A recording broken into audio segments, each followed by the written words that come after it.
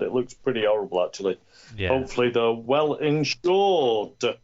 Warrington forward Aribe Doro has extended his loan deal with Widnes to the end of the 2022 Championship season. Celebrated that news with a player of the match performance as well in the Dewsbury game. And Kristen Inu looks set to return to the UK after signing with Lee, has been reported by Rugby League Live today as well. So, back over here, but in the Championship for Inu. That's the other results covered. Thankfully, we didn't get anything on the NRL pre-season games. I'm happy about that. So it was a swift other results this week, David, but we're now going to move on to make our guesses for Super League Round 3.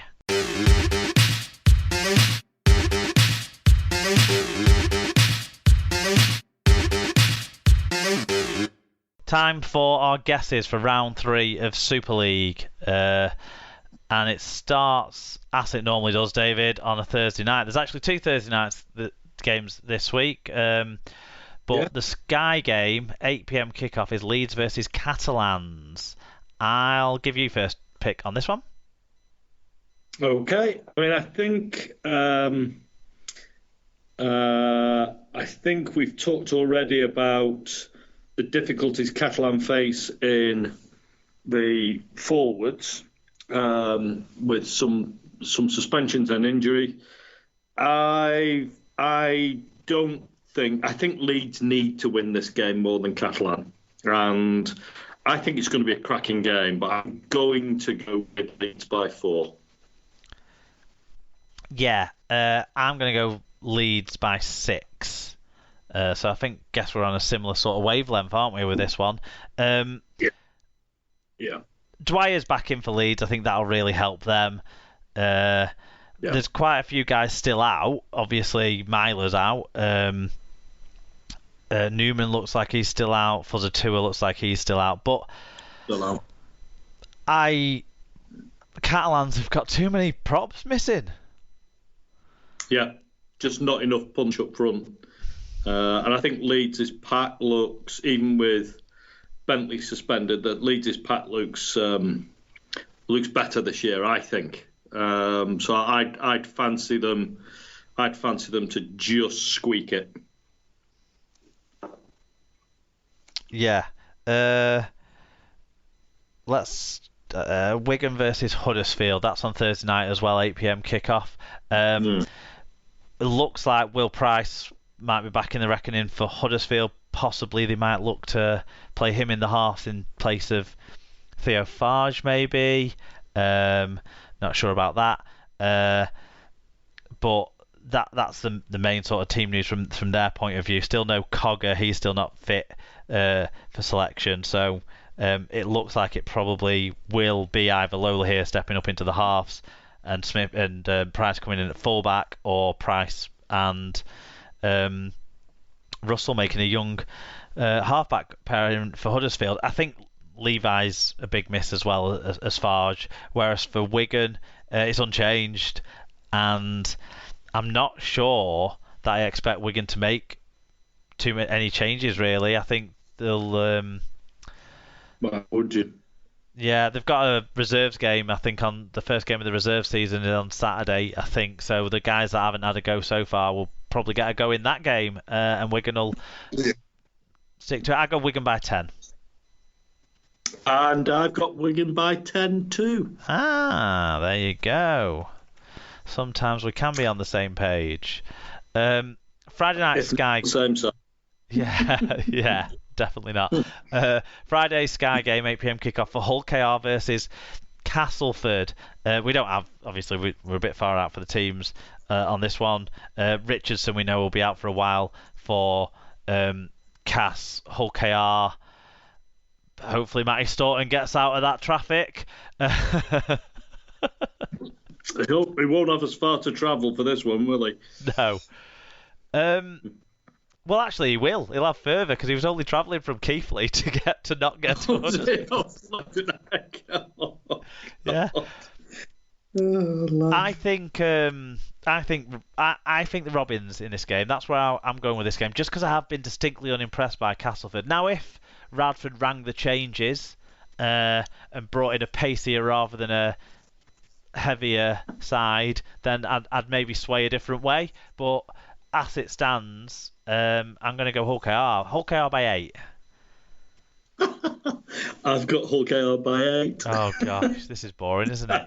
I've already made my super predictions, Mark. Sorry, I'm sticking with them. No, it's fine. I agree with all of that. I think Castleford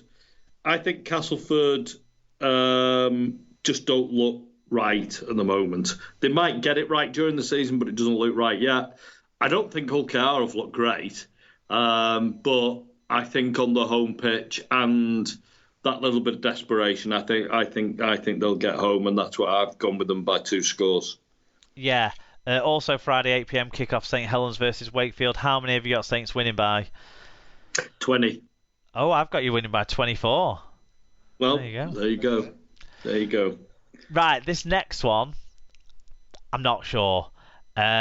It's the Mark Snide revenge game, Saturday 3 p.m. Hull FC versus Salford. Obviously, no Luke Gale for Hull FC among other absentees. I think it's Stavelio's second game of his ban. Connor will be back though, won't he, for Hull FC from his one-match suspension.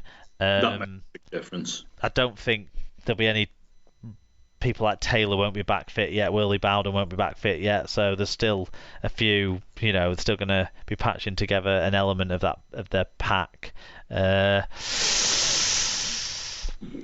You've already know which way you're going, and I don't know which way I'm going yet. So you tell me what you've done, and then I might go with a different. Go on. Well, normally I would say Hull, but I'm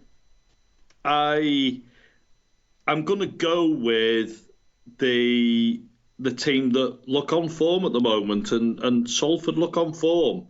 It's not going to be by much, but I'm going to go Salford by 4. Sorry, Scoots. Right. Okay.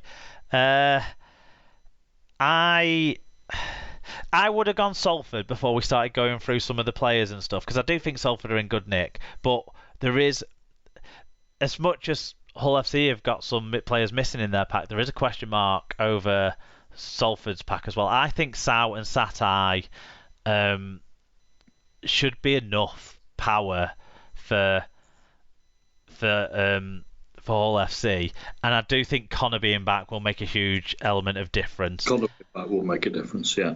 I'm not sure where they're at with Tumavarvi. That would be great if he was back, but I don't know what his status is. But I think they've got enough strike power to score some tries against a team that I'm not yet sold on their front row. So I think it'll be a close, exciting game. I think Jake Connor will have an important say in the last 10 minutes of the game. And this time around, I'm going for it being to win a game for his side. I'm going to go FC by 4. Saturday 5 p.m. Unfortunately, not on television. I don't believe. Toulouse versus Warrington, and without how much are Warrington winning by then, Mark? That's all we've got to go on this game. I think at this stage, maybe Toulouse in 2 weeks' time will be a better proposition, but not right now. Warrington by 20 for me. And I'm going Warrington by 20 as well. There you go. There you go. Great minds think alike. So that means that for me and you, it all comes down to FC versus Salford. It does. Yeah. Come on, you Red Devils. Oh, I best be looking out to make sure Chris Kendall isn't involved in that game then, eh? It's irrelevant, just so people know. Challenge Cup it is this week. It's the entrance of the championship sides. There's quite a lot of ties, so we're not going to go through them all, but we picked out a few games of the week. David, I've added in the Sportsman game because I wasn't sure which game that was when I sent the rundown over to you last night. But we've got the BBC Online game, which is Batley versus Royal Navy, Sunday at 1 p.m. Do you see any chance of an upset for the Community Forces side there against one of the Championship's most consistent? No. I agree. I have pulled out a game where I think there might be an upset, where we've got a League One side going to a Championship side, and I think it's one of those. It's the most likely upset, I think, and that's Doncaster versus Whitehaven Sunday at 2 p.m. Do you agree with me that there could be an upset here? I think it's possible. I don't think there will be, though. I think Doncaster will win.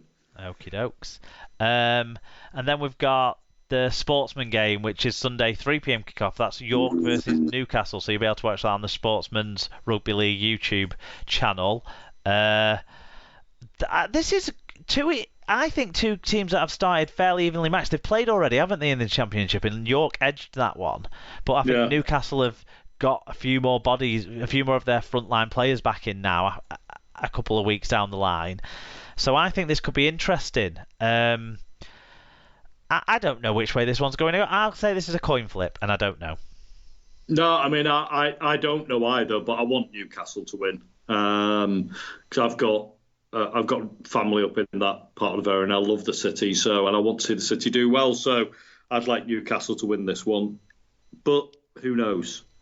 Yep, and then the Premier Sports game on Monday night. This is the tie of the round. We haven't talked about Halifax versus Fev, which could arguably be one of the ties of the round, but Lee versus Widnes. Premier Sports have picked the right game. Monday, 7:45 p.m. Two informed teams in the Championship. A real test of where Widnes are at. A bit of a test of where Lee are at as well, I suppose. I'm excited for this one. So am I. I think it'll be a really good game. I'm still down in London, having hopefully watched my football team win their first trophy of the season, Mark, on Monday night. But I'm going to have to get back to the hotel on Monday night in time to pick this up on my iPad, I think. Should be a good game. I suspect Lee are a slightly better side on paper. They've got some of your boys in there, haven't they, on dual reg and loan and that sort of thing, which doesn't hurt them. But Widnes are on a roll. Yeah, I'm tipping Widnes. On a roll. Widnes in a narrow one. Matty Smith Widnes to make the difference with a drop goal because he loves one of them. He does, and he's playing really well with them as well at the moment, Matty. So good luck to him, and I would tip Widnes as well. Fair enough. We'll make sure everyone gets their fan views in on the Google form for those games for next week's show. We're now going to do our customary wrap-up.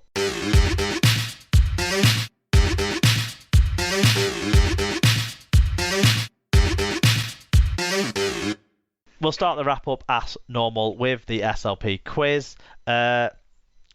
Josh Charnley scored his 250th career try this weekend, David. So this week's quiz is about him and his try-scoring exploits. I thought it'd be fair to round off the show talking about someone who's hit a significant milestone in a very good career, apart from the brief departure to Rugby Union, which he didn't play well in.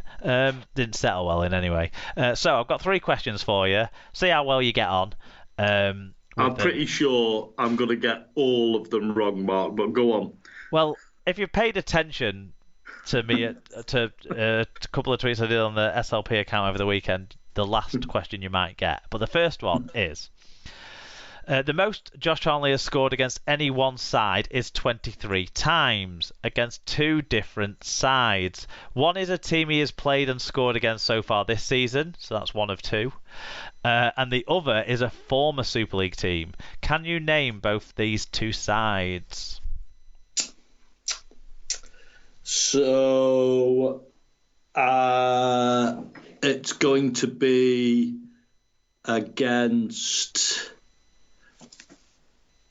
So in the first round, who did Warrington play in the first round? It was Leeds, wasn't it? So it won't be Leeds. It'll be against Castleford, one of them. Yeah, that is one of them. And then a former Super League side. So Lee. No, it's Widnes. 23 in 27 games, or was it 28 games? I can't remember now. I've got lost there. But including 2 last week against Castleford. And Widnes, a remarkable 23 in 13 games. Good Lord. He had a game for Wigan against Widnes where he scored 5, one where he scored 4, and then 2 where he scored hat-tricks. Goodness, I should have known it wouldn't have been Lee actually, because that's like the bus stop derby, isn't it?